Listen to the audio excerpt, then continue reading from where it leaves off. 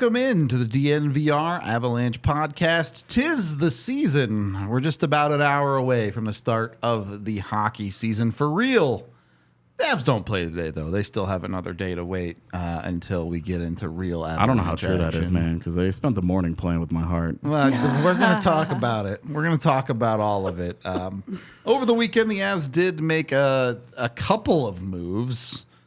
One of them I'm a little confused by. The other one made sense but got done in an extremely confusing way. Where do you guys want to start? You want to start with the defenseman or the goalie?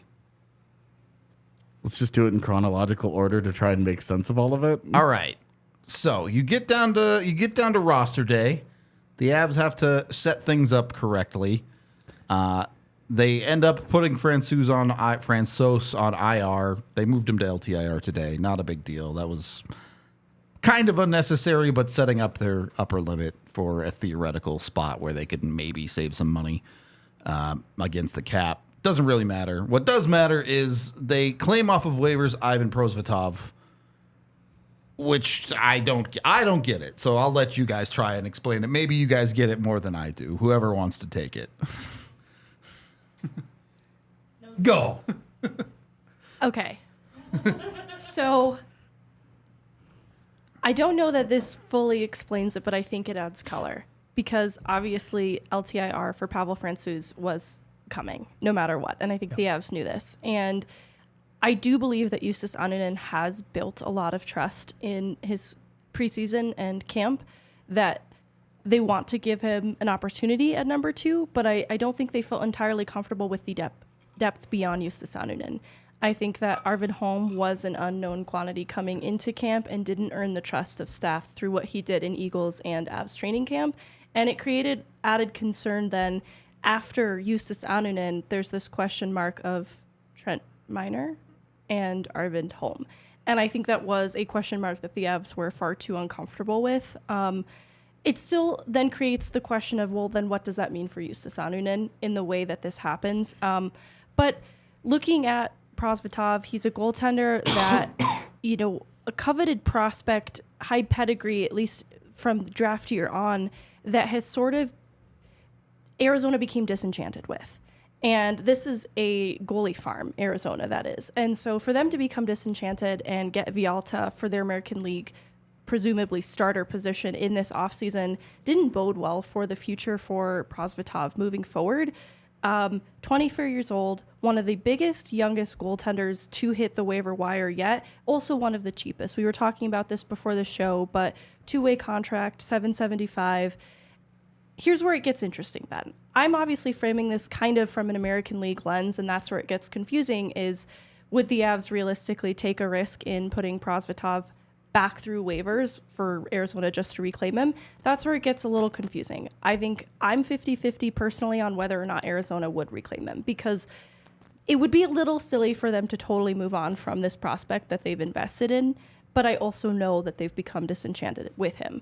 But there are still some promising things that could point to this being a goaltender that the Avs especially see a future with because he is so young at 24 years old and has played good games against Colorado specifically that they had a front row view of that might have also painted the possibilities for them in their eyes and what UC Parkla can do with him because the tools for Prosvetov, I'm told, are very good. He's a very athletic, mobile goaltender. The issue has been consistency, and it's particularly been troublesome in important games in the Coachella-Tucson series this last offseason for the playoffs at the American League level. He had a really tough finish, and it was sort of this recurring theme then of important games where he would let in multiple goals, that there was an issue then of his reception to teaching. Can he implement some of the guidance that he's receiving? Absolutely, yes. You would see it for a few games, but it wouldn't be consistently implemented. And so that's where this becomes potentially a project for Colorado. If they see the upside in those raw tools that I'm alluding to and the firm hand of UC Parkla to be the one that guides him at 24 years old and looking at the fickleness of the position of goaltending, I don't want to write Prosvetov off as a backup option for the Avs for this season. I'm just a little puzzled by it generally because of what he has failed to do at the American League level so far. He's not in such a different position from Justus Annunen, who's had far less pro experience, but has been building more consistency. I'm still a little puzzled overall is basically where I'm going with this, but I think in the scheme of other goalies that have hit the waiver wire, I can kind of make sense of why this one, just looking at young, cheap, big. And potentially, too, because of where the Avs are in the waiver wire, a lot of other teams passed on Prosvetov. And so there's maybe some belief that, all right, really they're only contending with Arizona. Maybe they wait a month from now until Arizona is forced to find an American League alternative for goaltending, and they're less likely to reclaim him in a month's time from now. And so maybe it's a waiting game that doesn't spell the end for Justus Annunen, but also gives Prosvetov this runway to show what he's made of. And there is this contingency plan of if things don't work out, they can reassign him. There's a risk there, of course, but maybe in a month's time, that risk is mitigated a bit. Here's my problem with this, and you already kind of mentioned the waiver side of it. Maybe they do get away with that or not. I think realistically, you're not going to run 3 goalies in the NHL for very long. It's just not the thing that teams do, ever, especially one as close to the cap as the Avs are operating this year. $0 at the moment.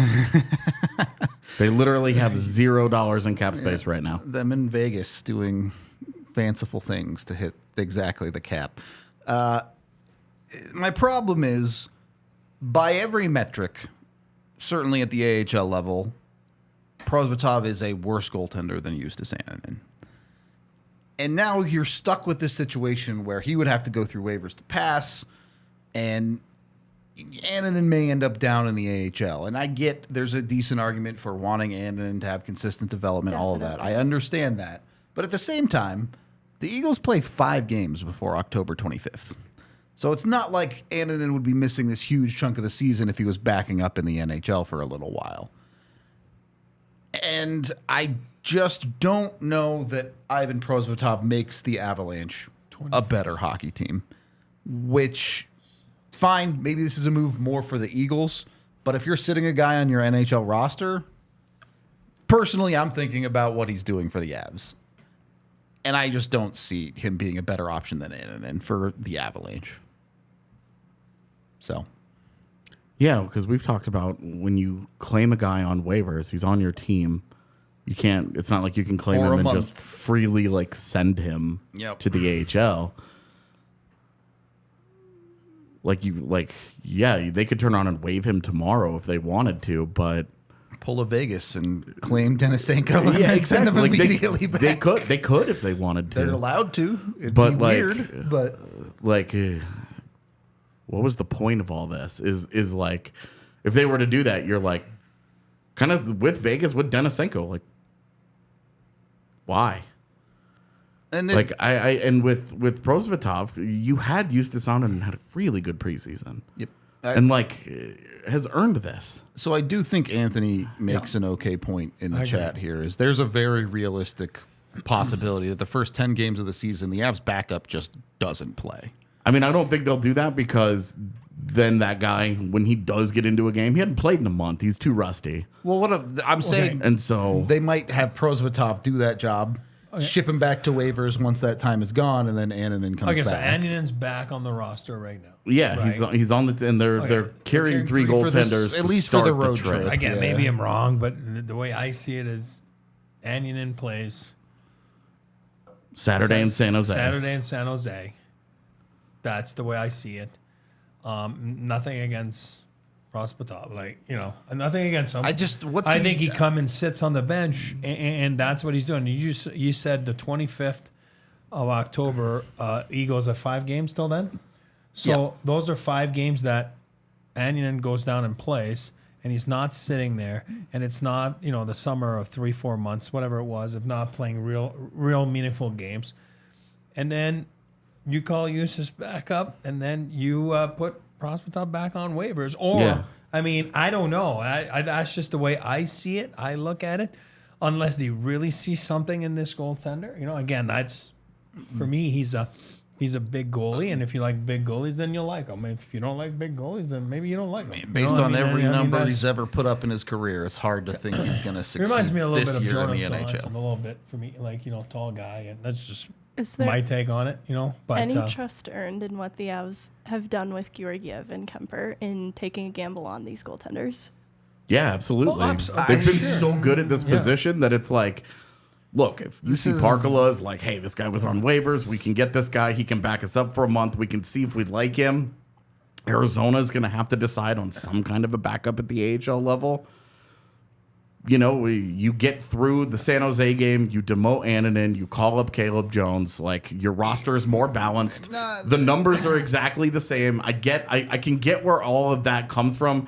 Annunen goes and plays for the Eagles. Prosvetov sits in your backup job for the next month, and you get a month with him in your organization, up close, look at him in practice and say, is this a guy that we actually like? Is this a guy that we think we can turn into somebody that, maybe they really like what they see, and they just decide, yeah, he's just going to be the backup now. Which would be weird, but like you have a month to kind of...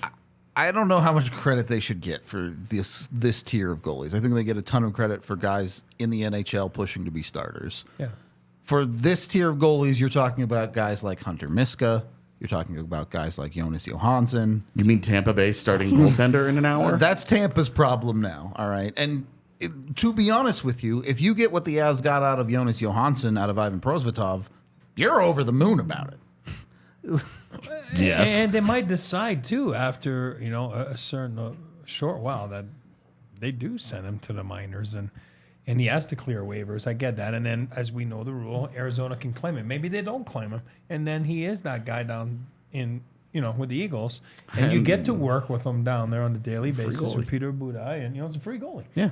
I got no problem with that. You know what I mean? So I think that's basically where it's at. I agree with everything Megan's saying. I think you're saying. I think we're all saying the same thing. It feels like a weird situation. I think it's the way that it unfolded, like with because them claiming a goaltender. We talked about the entire preseason.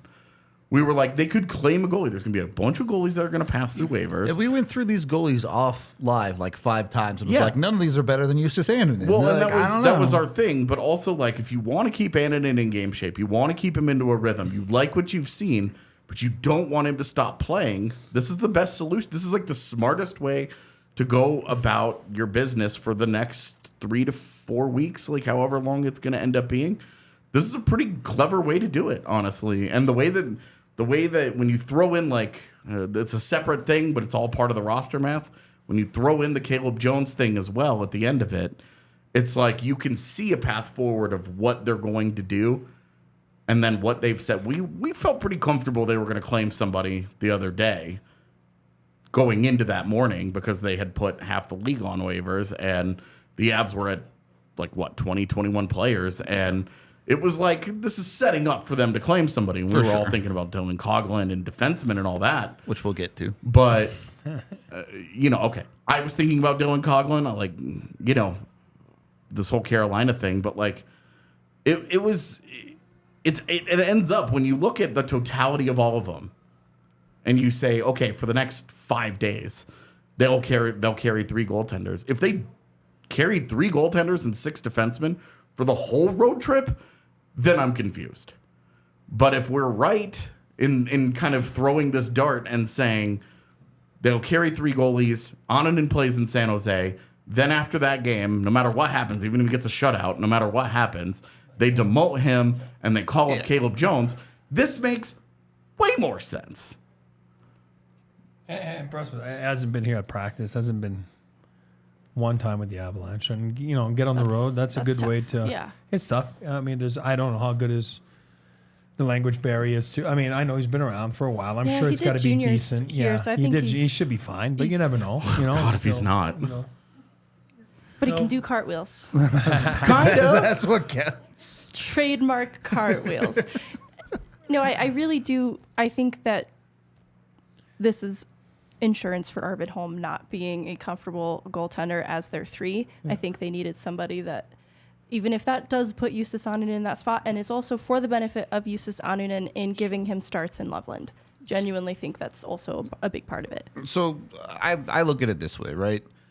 If you had Prosvetov not having to go through waivers, they would probably have sent him down to start the season.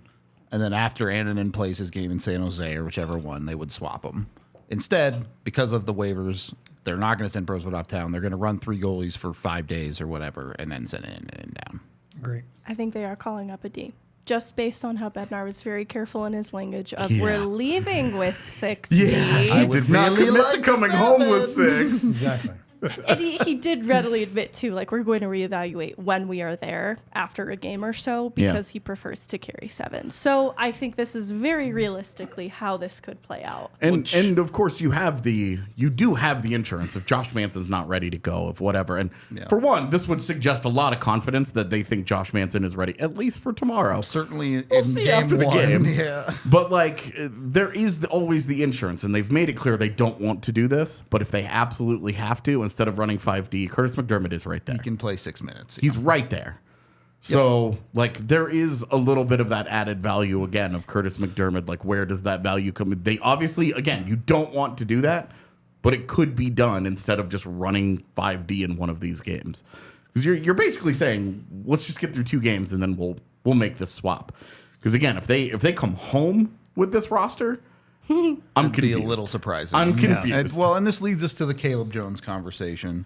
Carolina waives him. He clears. Carolina does not have an AHL team. They assign him to the Colorado Eagles in the AHL. All of this played out yesterday. Yeah. And then we wake up this morning, normal people had probably been awake for a few hours. I woke up this morning, and Caleb Jones is an Av.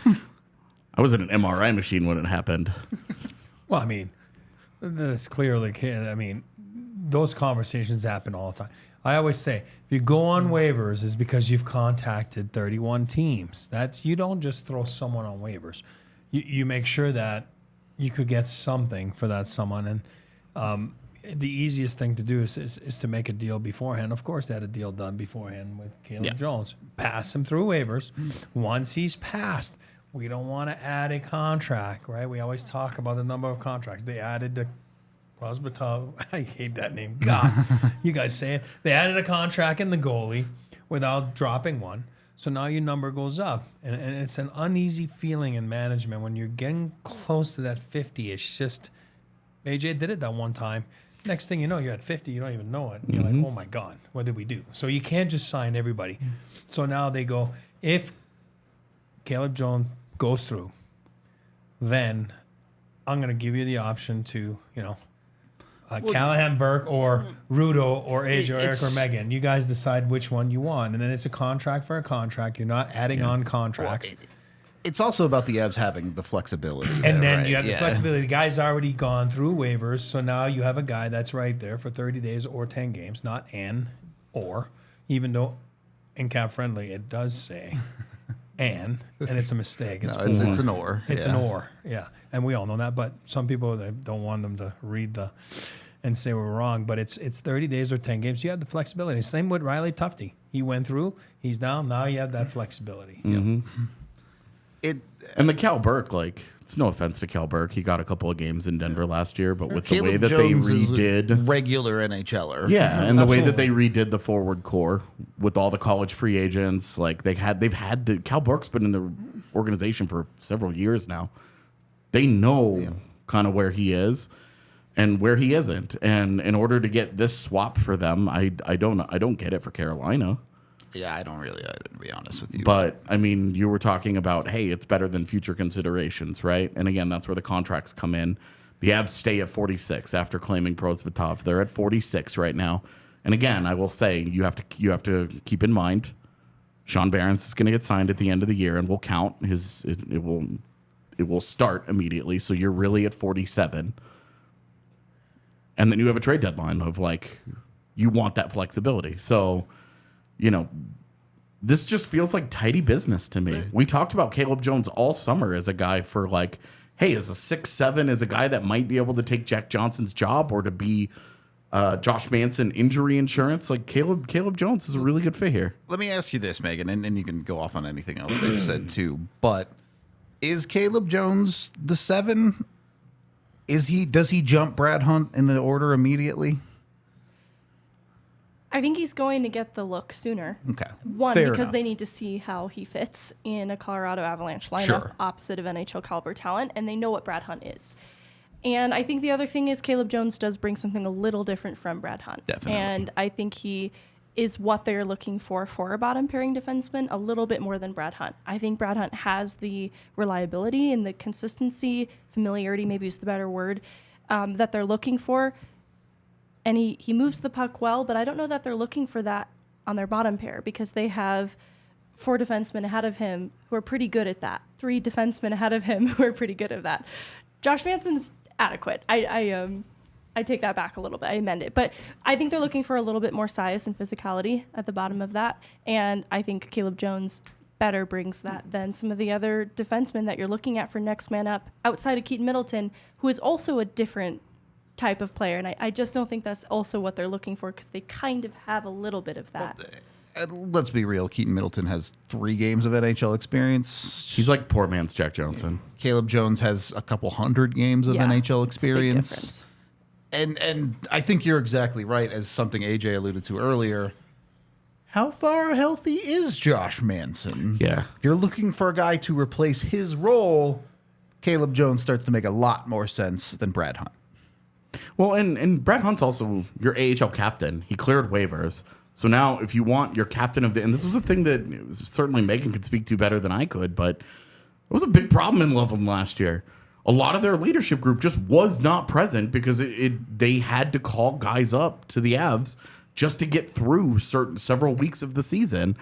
And so a lot of that development, a lot of that leadership was missing from your AHL club, and that's an important part of that process. A part of it's not just developing, you're getting better as a hockey player, but you're learning to be a pro. You're understanding how to practice. You're understanding how to improve your game, and some of that comes from leadership. And a guy like Brad Hunt is going to be really valuable in that regard at your AHL level. And so this puts less pressure on you as an organization to try and lean on him. He becomes, and we've talked about it, he's probably more suited to be a number 8 than a number 7. And now he gets to do that, but he also gets to do what should be his number 1 function in your organization, which is to be the captain of the Eagles. So he gets to stay there and do that, and Caleb Jones gets to spend a week in Loveland and then hopefully get called up to the Avalanche at some point and start to push Jack Johnson for that job. Not just Josh Manson insurance, but like he should be pushing, because if you look at his career, that is a guy, Caleb Jones is a guy that we talked about him all summer for a reason. That's a guy with very solid underlines as a two-way defenseman in a sheltered role. He's not going to come in and confuse anybody with being a second pairing guy or a guy that you want to play 18 minutes a night every night. But as a guy that's going to give you 15 to 17, can moonlight a little bit all over the ice if you need. And in Colorado, they don't need him to play offense. They don't need a power play guy. So there's no concern there. He can do all these things, but also fit into your general style and not be a major miscast here and improve the floor of your roster. It's why we talked about him as a player of interest all summer. And then they make this deal, and you're like, great. They finally did bring a Jones brother to Denver. Great way of doing business. And, again, I heard someone today say, could have got him for free. What kind of business is that? Now you have to give an asset, Cal Amber. It's all about the flexibility. Exactly. So I thought it was awesome. I think he becomes your 7 today. I think he is your 7. It could potentially be your 6th, depending on how this thing starts. So whether it's Jack or... again, Jack Johnson's getting older. You're going to have to manage his games and all that stuff, right? So it's sometimes you don't like as an older player to do that, but I think Jack Johnson might have to do that this year, where you have to sit 20, 30 games. And Caleb Jones played 30 games last year on the right side, even though he's a left shot D. So he can play left, can play right. He is molded for the Next Avs. to Jack Johnson. There you go. He is molded for the Avs. He likes to, his feet are good. He likes to activate, whatever, and move the puck for the skilled forwards that there are here. And I think that Brad Hunt solidifies what we talked about the other day. He is the guy down there. And Brad Hunt, you don't have to worry about him. He can not play an NHL game till Christmas. He's going to come and give you that exact same thing that night at Christmas. Even though he hasn't played, let's say, the first few months in the NHL. You know what you're getting in him. So I think it gives them flexibility. all of a sudden, Brad Hunt is down there, does a great job with Malinsky, does a great job with the guys that need some tutoring down there. And then Caleb Jones is way ahead of those guys. Caleb Jones is ahead of Sam Malinsky today. So it's a great way of, I think it's imminent before we see him. I think we're all in agreement with that. And I think it was just a great way of doing business. You address the worst part of your roster for free. Yep. I mean, you know, you move a guy in Cal Burke that wasn't really part of your plan. And, you know, Burke was a great like culture guy in Loveland. He was really well liked and was a try-hard and a fan favorite and all those things. But, like, on an NHL deal, this is maybe as valuable as it gets for a guy like that, you know, that you can get moved for a guy that could be in your top 7 defensemen for a guy that maybe wasn't one of the top 20 forwards in the organization after all the additions that they had made over the summer and when guys get healthy and all that. And I love that Cal Burke doesn't have to leave. He is on loan in Colorado. Because he has roots planted here because he has been a part of the Eagles organization now for a little while, just had a baby this last year. And so his wife and family don't have to be uprooted. And I actually think this is a wonderful component that was probably not an accident. I actually have this feeling that the Avs tried to maneuver this in this way so that it could be possible for Cal Burke to stay a part of the Eagles group. Because the point about Brad Hunt helping a player like Malinsky is actually such an important one. There were some players around camp, some journeyman types I overheard talking about the importance for American League guys to have some of those journeyman veteran players in the lineup and how they felt like the league was moving away from that and they were seeing rosters get younger and younger, but they personally didn't feel that was for the benefit of young players and that they need to have that kind of leadership in the older players in a lineup. That's exactly what Brad Hunt does. And even in preseason games, whoever he was paired alongside, it was often a younger player. They were made better playing alongside him. And I think this is still better for the bottom line of Sam Malinsky, even though Caleb Jones does jump ahead of him in that, right? He has the pro experience that Sam Malinsky doesn't, but Malinsky's going to get pro experience with a true pro in Brad Hunt, their captain. And I think that's a wonderful, understated part in all of it. And I said smart way of doing business, Rudo. You get traded or you get picked up on waivers. The home team, meaning the team that picked you up or traded for you, has to give you a place to stay, like a hotel room for 30 days. And look at the Avs. They save on a hotel room because now he gets to go live with his dad, right? Assistant coach for the Nuggets. See, that's smart way of doing business. Just to reinforce your point, Megan, the list of defensemen you put out the other day for the Colorado Eagles. Let's assume Caleb Jones moves up to the Avalanche at some point. Brad Hunt is the only guy on that list with significant NHL experience. Sean, Middleton, Malinsky, Schoenemann, Clearman, Amat, Fairbrother. Look, I'm all for youth. I have long been a proponent of there are too many vets in the AHL. One defenseman with real NHL experience, you need at least one. You need at least one. It is tough. I like Schoenemann too. I think he is close to that, providing that for them, but he's not Brad Hunt. And then you look at their forward group and they're babies, actually. Yeah, actual children. So they do need some adults in the lineup. They're like old babies, though, because a lot of them are like 23, 24, 25, you know, like... They're old babies with no pro experience. But Middleton, number 5, say his name again. Amit. I actually... The way it's spelled, I hate it. But Amit, those guys are all good to pitch a few innings. They're okay to come up for a couple games. I think they showed it in preseasons. Like, guys like that... Right now, the stage of their career, they can come up, and I agree with Rudo. Like, Huntsy, leave him down there right now.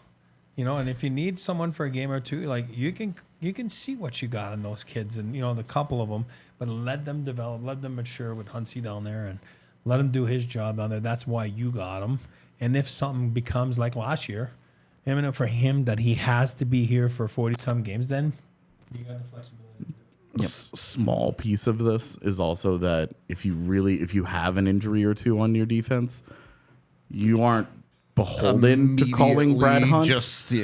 But also, if you were wanted to call up a Sam Malinsky, just for example, you don't have to worry about waivers. Yep. Not that you're like losing sleep over Brad Hunt getting claimed. He's obviously passed through once, but it just makes, when you get to December, organizational needs change because of injuries, we saw last year with the Eagles, they made 2 trades for AHL deals for future considerations, just magic bean deals to get defensemen just because they needed the bodies. They needed guys that could play back there. And so organizational needs change all the time. And just as a small little piece of this, it knocks Brad Hunt down that slot just one more spot so that if they do need the help, they could call up a Sam Malinsky ahead of him.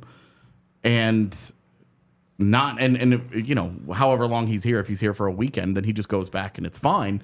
And they don't have to worry about, oh, hey, we called up Brad Hunt for 2 games. We tried to get him through waivers, and some team claimed him because Anaheim. they needed help. Anaheim claimed Ross Johnston today.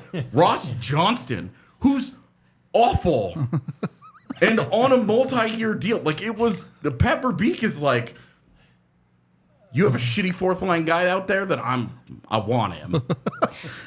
Teams are now terrified of putting those guys on waivers. This is what happens when we take a 3-day weekend. We have a 31-minute first segment. Yes, they did too many things. We are brought to you by Breckenridge Distillery. You can go get their award-winning bourbon whiskey today in all 50 United States. Go to breckdistillery.com. You can order it for delivery near you. You can also win 2 tickets to the New Year's Eve game of the Broncos versus the Chargers. You can go to a suite, enjoy yourself, even if the Broncos do suck.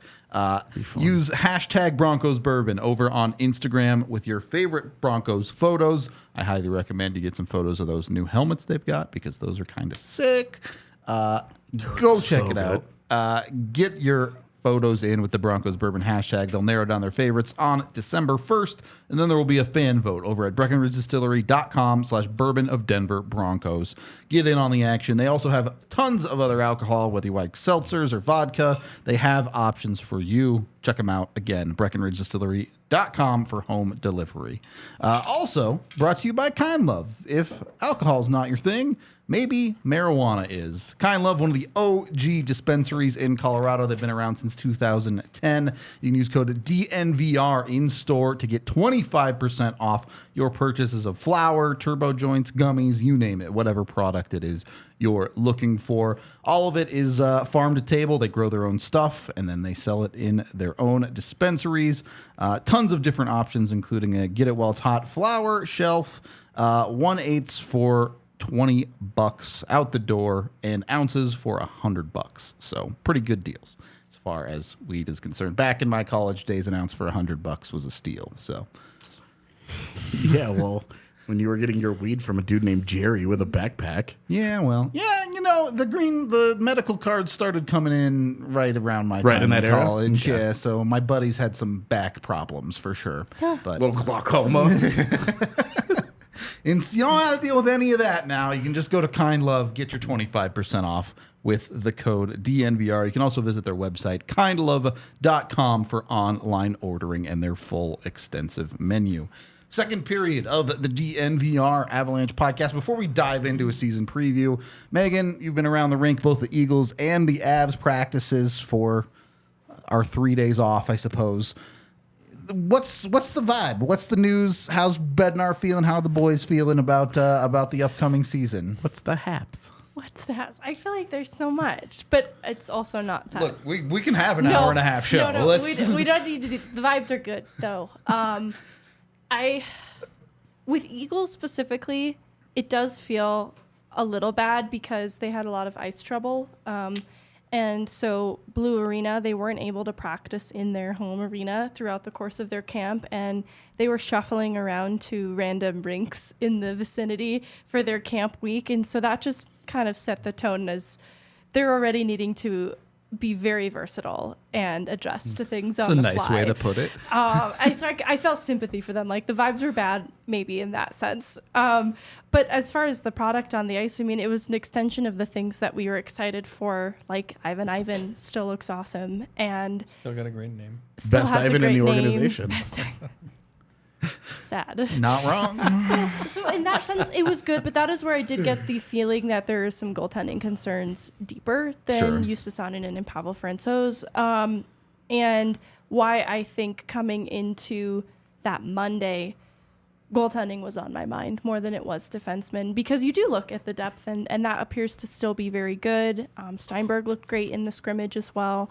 So positive, So positive still there. And I think Olausson is due to take a big step forward. Everything that's been said from both coaches has been this obvious improvement in his strength and just the need for it to be consistent. So that'll be the Eagles update. I won't drag that on any longer. Can I ask a follow-up real quick? Yes. Do you think the light bulb went on for Oscar Olausson? I don't know. He's a hard person to read because he is not as animated as other players, but he obviously cares a lot. He put a lot of effort into his training this off season and had some of the best physicals he's ever had. He put on weight in a good way and appears to be using it in an effective way as well. So that's a player who obviously cares, but I don't know if it's clicked because it's going to be a consistency thing. And I felt like even in the preseason, it's like he had these flashes. And I just need to see that persist through the course of the season, especially if there are going to be call-ups and things of that such. Like, I don't know if he's going to have a lot more consistency than he did last year in terms of line mates and opportunity, but I think it will be better. So he's rolled out a red carpet of opportunity for what is ahead of him this year. And there's a lot of internal competition to also motivate him and light a little bit of a fire under him. I really like the call out of needing consistency. You saw the second half of the AHL season last year. He kind of cratered. Like you said, the skill is absolutely there, though. I think he was dealing with something. Definitely possible. Barati. But as Eric loves to say, everybody's always dealing with something. Everyone's always hurting. It is. And I think with him, to answer your question, to jump into her awesome answer, it's an identity thing with him.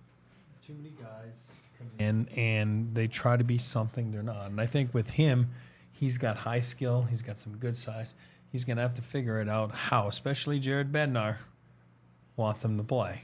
Because if you don't play the way Jared Bednar wants you to play, you're not going to play. And that's not just Jared Bednar. That's any coach in the NHL, right? Success rides on their wins and losses. So he needs to figure out how to be consistent at the AHL level where he's going to come in at the NHL level and try to get a spot. And then you always hear that and never look back. You know what I mean?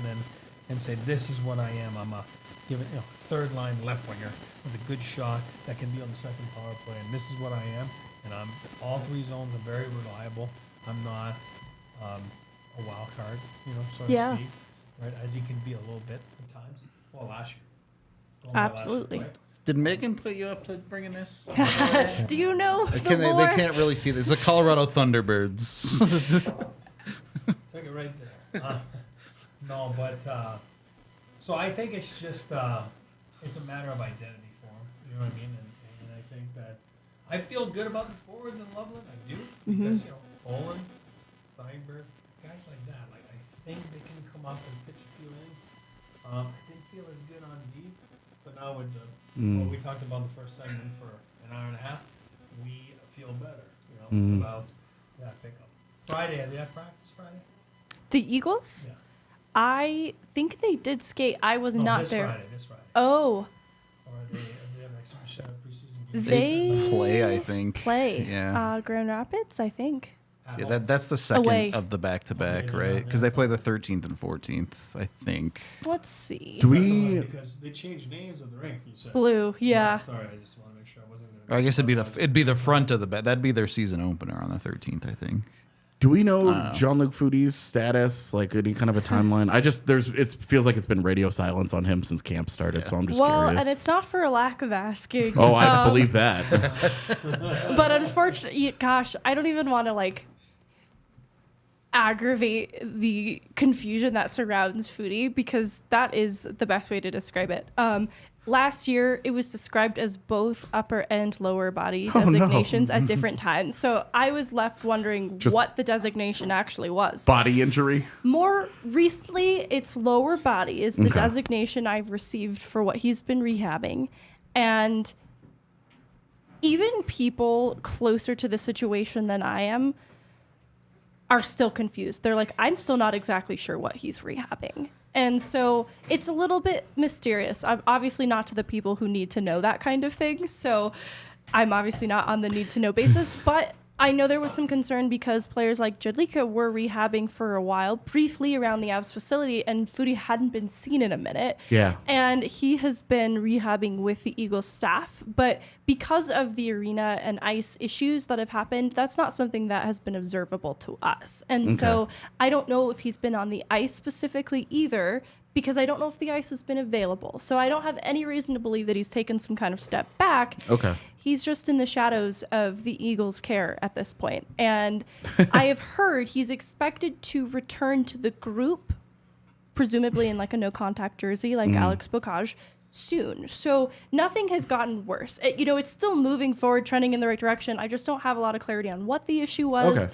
And the timeline, as far as like his return to play, is uncertain. A lot of Avs fans a little bit gun shy after the whole Landeskog thing last year. But it does feel like people are a little more on edge of are we sure he's ever coming back? No, it's not unfounded because he did, we didn't have eyes on him for a while, but it's just because this is very standard for the Avs to have players rehab with the Eagles staff, and then they just sort of get out of focus for a minute there. Like they do this all the time, so I wouldn't worry about it on that front. And everything seems to be trending in the right direction, but no better timeline for his return to play. Do you want to take this avenue towards the Avs locker room at the NHL level?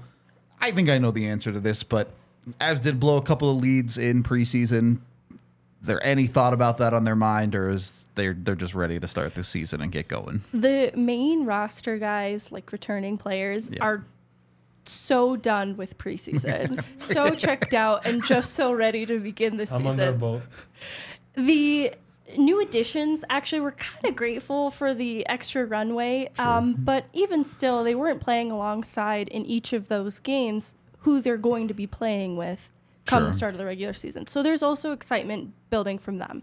I think one of the greatest takeaways was today, Miles Wood was talking about how he's never seen anything like this in his life. The way that Nathan MacKinnon pushes players day in and day out. It's Michael Jordan, I'm telling you. And he cited the Michael Jordan documentary. And this was funny because I was talking to Freddie Olofsson about how he's had maybe a positive impact being around these guys in practice, playing opposite of them. And he talked about the same thing without naming names specifically, that they are not afraid to tell you when you've done something wrong. And they do it, in a polite enough way, but they will say, hey, you need to fix this. You need to do this differently and better. McKinnon won't do it in a very polite way. Just being at all the practices I've been at where Nathan MacKinnon has speared his stick into the stands or a bench or something, and it's like... So I think this encapsulates the vibe right now, though. It's pretty dialed up because actually Nathan MacKinnon... I, with a couple other reporters, braved talking to him after a difficult practice because he was visibly frustrated. He was like yelling. He was very upset. And someone had the bright idea, like, we should go talk to him and see how he's doing. And he was very nice and entertained the questions. He's very tolerant of us. But he was so eager to just be playing hockey where the points actually matter in the standings, and you could tell. And so I think it bodes well then for just the attitude of the group on the whole. Everything we've been hearing from the new additions talks about the standard for the culture and how high it's been set. And I think these are little glimpses into just how high that standard has been set. And Andrew Cogliano, I actually asked him, I didn't mean this in a bad way, but like he has had a unique perspective, a bird's eye view of these preseason games. Yep. And his impression of the team is that the front office got exactly the players that they needed and that they're a bigger, stronger, faster team to play against this year. And I think that sums it up really well. Just sort of the vibe around the room, how the new additions fit, because multiple players said these guys gel really well, so they're just a good cultural fit. The vibes are good around the Avs room. I just love bigger, stronger, and faster. What's left? It's a Daft Punk song at this point. You just got a lot better then. If you're bigger, stronger, and faster, I mean, you're better in every facet of the game. Eric, when you join a new team, you get to this point in the preseason. When do the opening day jitters start? Are you spending the day before, like trying to pour over everything, make sure you got all the new systems right, or is it really just you wake up on opening day and you're good to go? They do such a good job nowadays, and those coaches are so dialed in, and they have all the video, and new guys come in, they know their stuff. By the time they get on the ice for the first preseason game, they're good to go. And to answer one of your questions there is, oh boy, you can't wait till the season starts. I mean, those preseason games, they mean absolutely nothing. It just means something for example, last week when the Avs were up by a goal and then you put some guys out there that you normally wouldn't put, right? You put them to the test and some of them failed because, like the what is it, a 3-goal comeback. And, they're, again, it's a coach is trying to do something there just to see how those kids are going to react. And it shows you they're not ready for the NHL. That's why they're not here today on the roster. And other than that, it means nothing. And then you're just excited to get going. And I think this is outstanding this year because they do have some new guys like Colton and Wood and Tatar. And you're going on the road. There's no better place to be than on the road to start the season, to get so excited, like you said, to get the jitters out. They get on what time is it right now? They're probably on the plane right now, right? They're going to California. It's awesome. Team meal somewhere. You get to know the guys. You get to know each other. And then it's just so much easier. Less distractions on the road. And I do believe that this is going to be a fantastic year for the Avs. And I think I'd rather be on a road trip like this than to be in Finland like last year. Easily. So I'm just being difference. nothing against Finland. It's just that's a long trip. A little against start. Finland just for being so far away. Yeah, you know what I mean. Be honest. Small part of you rooting for LA tomorrow? No, my friend. I'm being honest. I'm an Avs fan. This is my Avs family. This is family for me. And I do believe this is going to be an outstanding year. I do believe the Kings are going to have a great year. Danault's going to win the Selke. Not a big deal. Not a big deal, but he's going to win the Selke. He can't. And then why? Because Nico Hischier is going to win it. Oh, I was going to say, yeah, okay. No, but everybody can. Not Sean just Couturier Bergeron. right now. No, but I do believe the Kings are going to have a good year. Wish nothing but the best to my good friend there. But I do believe the Avs start strong this year, and I think their schedule is just perfect for them to get a good start after what sounded like a weird year last year. You know what I mean? Even though they won the division and got a gazillion points. Yeah. And, but it just never felt in sync all year long. And I do believe they started on the right foot this year. It is really weird to talk about this year versus last year, where last year it was like, well, they're banged up. There's no Landy. What's going on? You've got to get through, they had so many injuries in the first month of the season. Darren Helm wasn't ready to go. A couple of guys had second surgeries on things that they had gotten done over the summer. Everybody was tired. It was a short off season. Nothing went right all season long. Other than career years from your best players and Alexander Georgiev being fantastic, and you still win the division. Like, you had a 109-point season. It was something like the 5th best Avalanche regular season ever, and it felt awful. Every day of last season felt awful. And this year, it's like I can feel just everybody talking about it, the excitement just from us of just like watching an actual hockey team get to play as it was built, because that didn't happen last season. And the pieces feel like they fit better. The depth feels better. The best guys feel like they're going to be incredible this year. Like, the optimism right now is really starting to hit pretty peak levels here. And there's one thing we talked about it, but not today.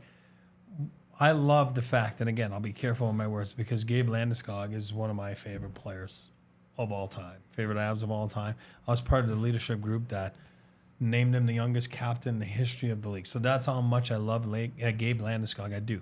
On that note, last year, what you're saying right there is, we were always waiting for Gabe to come back, right? Oh, he's coming back in 2 months. And then, 2 months went by. Oh, he's coming back in 2 more months. I like the fact this year that it's cut dry. He's not coming back until playoffs. And or if he sneaks onto the ice in March or April and the players know this, and then it's a different approach of he's out there because he was practicing, he was doing morning skates. And then it was like he just never came back. Yeah. And this year, there's no expectations that you have to worry about. That's what He's gone. He's not part of this. That's why I don't want my words, to be missing. I love the guy. I love him. I do. I just, the situation this year, I like it better than last year, where last year was just dragging. And I think the same can be said about Francouz. I think the Avs learned a little bit last year, from that. And maybe in your mind now, you don't know when Frankie's going to be back, and maybe you just say, you know what? Maybe he's just not coming back for the foreseeable future. I mean, you throw him on LTIR before the season starts. Not a great sign. Yeah, I mean, it's when he's back, we'll deal with it, and until then, we'll spend the money. Which is what they didn't get to do with Landeskog last year. They didn't get to spend any of that money because they kept thinking he was going to be back. Yep. So and then by the time, even by deadline day, it was he's going to be back at the start of the postseason, maybe a week or two before to get some games, whatever. And so they couldn't spend any of that money. So just from a purely business perspective, the position that they're in, having already spent, they're at $0 in cap space. They're already in a much better position than they were a year ago. Agree. Okay. Any more rink storylines, or should we get into a season preview? It was just kind of update on Cogliano because we went from seeing him in a red no contact jersey, knowing he's on target for opening night, and the language around it kind of changed in the last couple of days that it's we'll see, and there's no rush. And I'm not personally worried because he said that he's completely healed from this fracture. And the issue now is comfortability, honestly. He has been, practicing in a regular jersey, has been, by all accounts, full go. And he described wanting to make sure that the muscles around the neck feel good, feel strong was the word he used, and that he personally feels confident. And so I actually think that Andrew Cogliano is healthy. I am not worried about Andrew Cogliano. I think that he is just waiting to feel mentally comfortable and confident to resume full contact of a game because that was a pretty jarring and horrific injury. And so I think he just, because of the way he likes to play specifically, is making sure he feels 100% before he greenlights that. So if we don't see him in LA, for example, I'm not hitting the panic button at all. There's nothing that can replace taking your first real hit, right? Nope. It's going to be a question mark until someone runs into him in a real game and he goes, oh, okay, I'm okay. And his neck doesn't break. Yeah. What a crazy, standard, man. Right? It's just crazy. Do we have time? Are the Nuggets in here? Or are we chilling in B? I think we're good in B today. Okay. That's what I assumed. Yeah. Speaking of rink, too, you got new boards going and new boards and glass, just like at Ball Arena going at Family Sports. Can we just get a whole new facility? Oh, you missed this conversation earlier. Yeah, we were talking about this. Oh, you guys will spend all that money on new boards, but it's too expensive to build something. On that note, I got a DraftKings pick of the week for you. Avs, plus 155 to win in regulation tomorrow. I mean, anytime the Avs are dogs, is you take that pretty money. good. You take that money. Yeah, you can take it where you can get it. I get it. Opening night, the weird vibes, all that. Avs have been pretty good in opening nights. They haven't been very good in LA the last couple of years. They've won games. Even back then. They've won games because they just had a stretch starting in the COVID season where they won like 9 games in a row against the Kings that ended last season. And the Kings had at least the one big, I think they had comebacks in both games in Denver. And then they thoroughly outplayed the Avs in that one game in LA that the Avs had no business winning. And won that. And I'm curious to see, because the Kings, this is like a big thing for LA too, because they're the grand experiment. This is supposed to be their new era. Yeah, $2.5 million at the goaltending position with a old and beaten up Cam Talbot, Phoenix Copley. Drop 6 on them game 1. Well, they might be going, oh God. And you do have the conversation about, you have your own big excitement. You made a huge offseason move. You gave up 3 roster players for Pierre-Luc Dubois. Yep. And he's a good player. He's been unhappy in both of his NHL destinations. Do we ever get to see a happy Dubois? No. Is this the first time we're going to see a fresh start where he can't complain because he played a role in the process of where he wanted to go, because we know the Avs checked into it and he didn't want to sign a 1-year deal and then hit free agency. He wanted to get paid. He got that. He's got the security. He's tied to LA. He's now one of the faces of that franchise out there. I'm just kind of curious. I just kind of am curious. And one of these teams is probably one of them has to lose. But opening night produces a lot of teams that just are not ready, that fall flat. You can go with Eric's bet and take Dano to win the Selke if you're not feeling the Avs. Do you know what the odds are on that? I don't. I don't know. I bet they'd be pretty good because he's going to be behind Kopitar. Yeah. Either way, you can get in on the game day greatness. Download the DraftKings Sportsbook app now and use code DNVR. New customers can score $200 instantly in bonus bets when you bet $5 on the NFL. That's code DNVR, only at DraftKings Sportsbook, an official sports betting partner of the NFL. The crown is yours. And, of course, if you have a gambling problem, call 1-800-GAMBLER or visit www.1800gambler.net. In New York, call 877-8-HOPE-NY or text HOPE-NY. In Connecticut, help is available for problem gambling. Call 888-789-7777 or visit ccpg.org. Please play responsibly on behalf of Boot Hill Casino and Resort. Licensee partner Golden Nugget Lake Charles, LA. 21 plus age varies by jurisdiction. Void in Ontario. Bonus bets expire 168 hours after issuance. See sportsbook.draftkings.com/football terms for eligibility and deposit restrictions, terms, and responsible gaming resources. Also brought to you by us. Great time to become a diehard if you are wanting your Avalanche content and coverage. I'm sure you've seen all of the videos here on YouTube we've been posting in the lead up, whether it be division predictions or Avalanche season previews. If you haven't watched those, go watch it after this podcast. We also have a ton of content on the website coming your way as the season kicks up and starts rolling. I know we have a bunch of awesome things planned, including at least 3 takeovers of Ball Arena. So get yourself ready for party buses down to Ball Arena this year. It's going to be a fun time. A couple of awesome ones planned in the future. So keep your eyes peeled for those events. Get in on it. Come have a great time with us here at DNVR. Maybe you'll see me take my shirt off. Who's to say? Maybe can we pay you not to do that? Yeah, can I Venmo you money to not do that? Yeah, sure. We can start a donation goal of me not taking my shirt off. An opposition fund created. People want to see this. The short specifically. It can be like the awesome games done quick with the competing options. Exactly. Whoever donates the most money gets to win that prize of he either does it or he doesn't. If you donate enough, maybe the pants come off. Who's to say? I don't know. Please don't do this.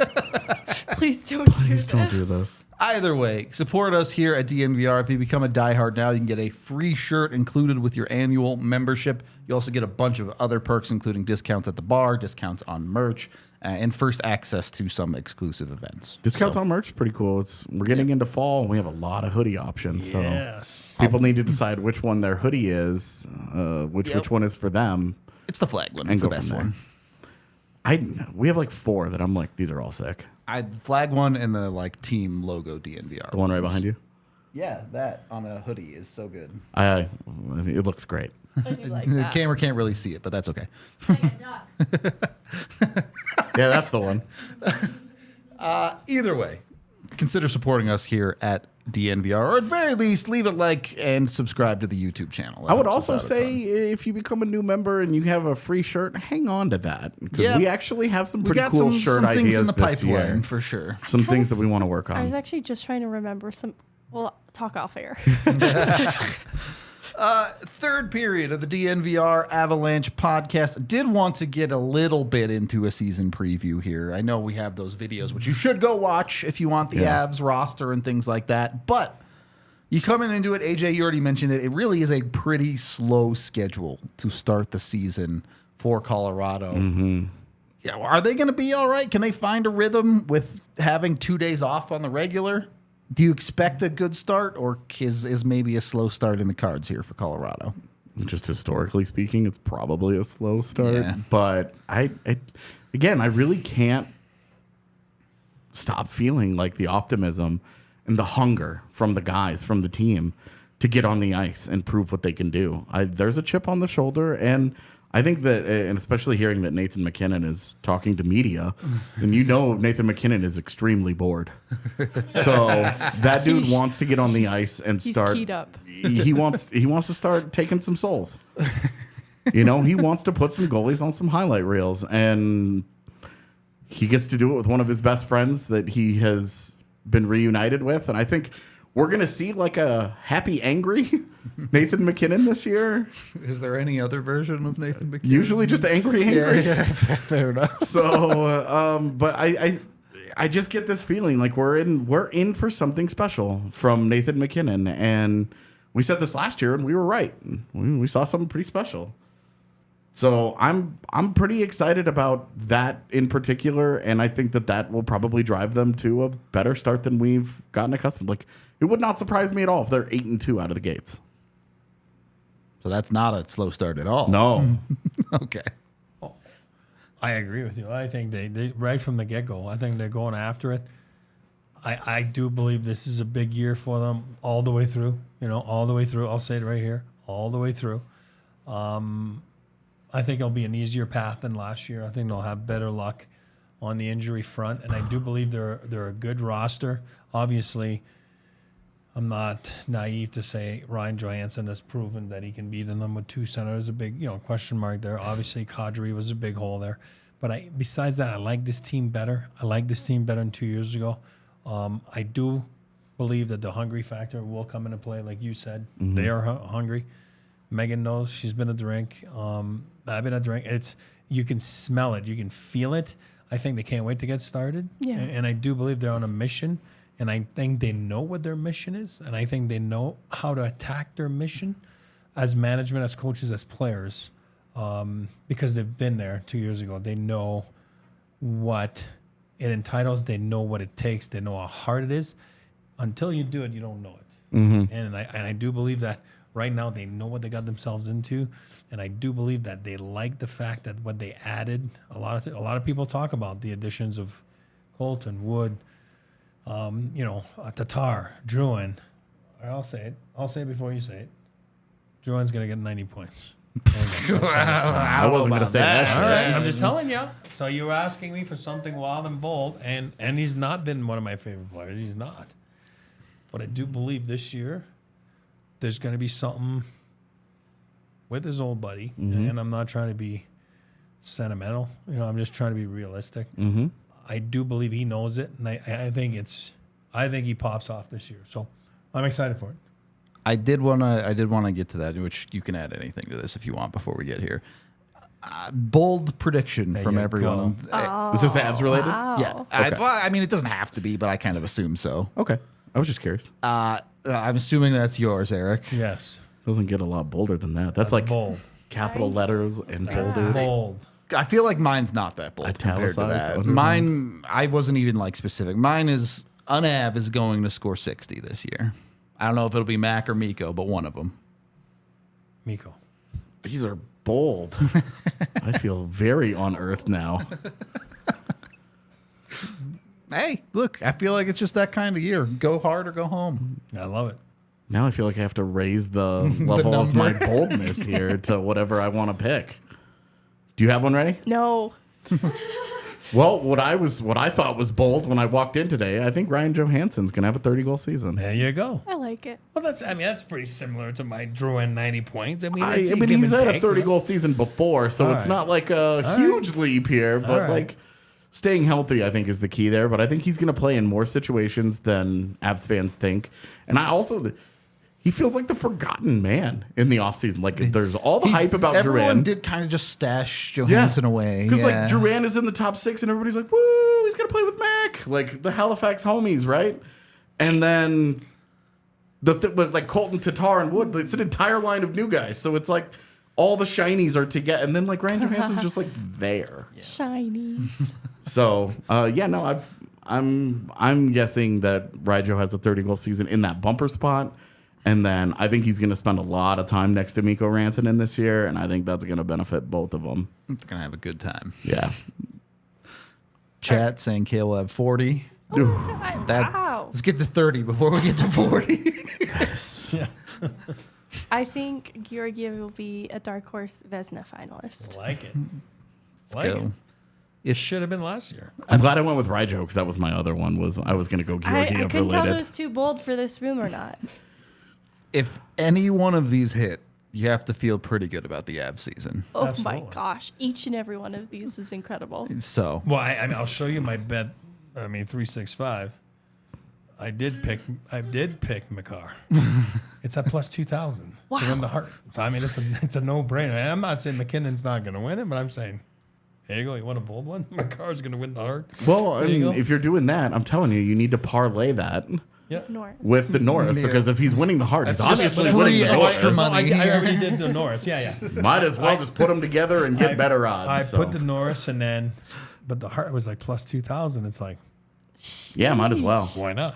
I mean, it is good because if he has a 105 point season, he scores 35 goals. There you go. If Connor, like, what does it take for Connor McDavid to beat him at that point? Is that 150 points? Because if he has 130 points and Cale Makar has, we'll just say 105. As a defense, gotta give it to Cale, right? Like, there you go. Especially, there's got to be a little voter fatigue going on here with like, if he gets 30, like if a defenseman gets 35 goals, and has 105 points, how do you not give it to that? 105 points when he's not getting to sell out on offense like Erik Karlsson did last year, right? Where they were like, "You are our offense." Completely forget about the entire defensive portion of this and go ham. And what he did last year was spectacular. So I'm not trying to take away from it, but also he didn't have to worry about playing a lick of a two-way game. There was no expectation placed on him to do that. And with Cale, he's going to be their number one defenseman on a top cup contending team. He has to, his role is bigger. He will definitely play with better players than what Karlsson did last year. But 105 points from Cale this year, it would require him staying healthy or going true God mode, I guess. But that's spicy. There's no ceiling to this dude, so I'm not ruling anything. There's no too bold of a take for Cale. All right. The NHL season begins in about 10 minutes. So we're going to wrap this show up. Before we do, though, do check out our season preview videos. We'll have our Central Division predictions dropping tomorrow morning. The Avs play that evening, so be sure to check that out tomorrow morning, too. Look, ton of fun content coming y'all's way. I think the players certainly seem ready. I think we're all ready for the season to actually get going, too. So, dude, so ready. It's been after the shortest offseason of all time last year, this offseason has been long. Yes, because it started after the first round, and we were like, what do we do with all this time? Stanley Cup playoffs. Yeah. By the cup final, I was like, hockey, God. Seriously? With hockey back, make sure you get your Breckenridge Brewery Avalanche Amber Ales. Highly recommend. You can also get any of their other flavors. 8 different kinds on tap down here at the bar, which, hey, opening night on the road, why not come down here tomorrow? Grab yourself a beer, hang out with the gang, have a good time. I have it on good authority that Eric will say hi to every single person in the bar. I do. I love it. He has set a preseason expectation to be the social butterfly of our beat. I will be there. So go talk to the actual NHL player of the beat. We are out of here for today, though. The next time you will see us live will be pregame for Game 1 of the Colorado Avalanche. So, wow, it's here. It's basically here. We appreciate all of y'all. Any last thoughts before I do get out of here? No. All right. We'll see you on game day. Goodbye. We all silly like the mayor.